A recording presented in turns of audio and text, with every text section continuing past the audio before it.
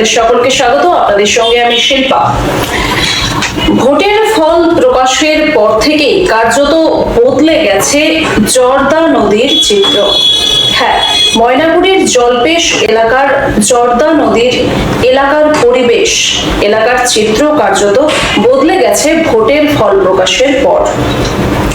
ভোটের ফল প্রকাশের পর থেকেই দেখা যাচ্ছে এক অকৃত্রিম নীরবতা এই সমস্ত অঞ্চলে, যেখানে কিছুদিন আগ পর্যন্ত প্রতিদিন কয়েকশো ট্রাক লরি পাথর এবং বালি ভর্তি করে অবাধে যাতায়াত করত এই এলাকা দিয়ে, সেখানে কিন্তু কার্যত নীরব পরিবেশ।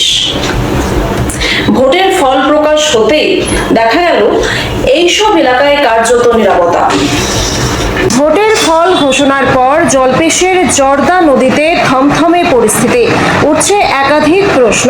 ময়নাগুড়ির জলপেশ সংলগ্ন জর্দা নদী এলাকায় ভোটের ফল প্রকাশের পর থেকেই দেখা যাচ্ছে এক ভিন্ন চিত্র।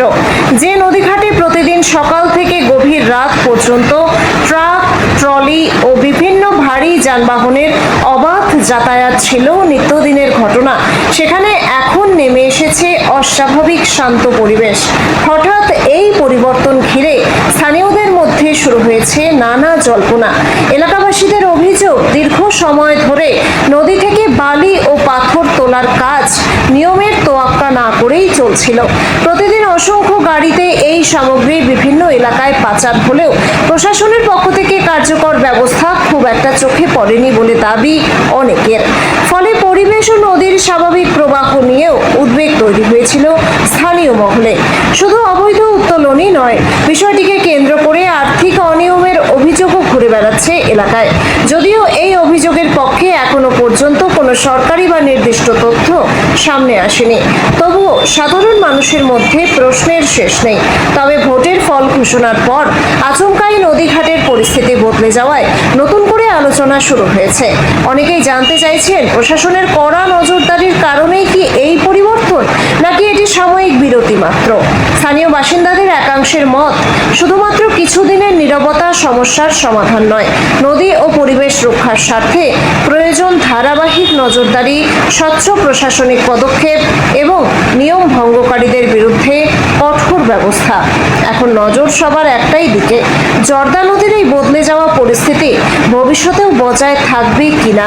পাশাপাশি নতুন দায়িত্বপ্রাপ্ত প্রশাসন ও সরকার বিষয়টিকে গুরুত্ব দিয়ে দেখবে এবং স্থানীয় সমাধানের পথে এগোবে বলেই আশা প্রকাশ করেছেন স্থানীয়রা। শাহানা পারভিনের রিপোর্ট, বেঙ্গল টাইমস 24x7। নদীকে ঘিরে এই কড়া পদক্ষেপ কার্যত প্রশ্নের মুখে দাঁড় করিয়েছে গোটা এলাকাকে। ভবিষ্যতে প্রশাসন কি পদক্ষেপ নেয় সেদিকেই তাকিয়ে রয়েছে গোটা এলাকাবাসী। সঙ্গে থাকুন, দেখতে থাকুন পরবর্তী খবর বেঙ্গল টাইমস 24x7-এ।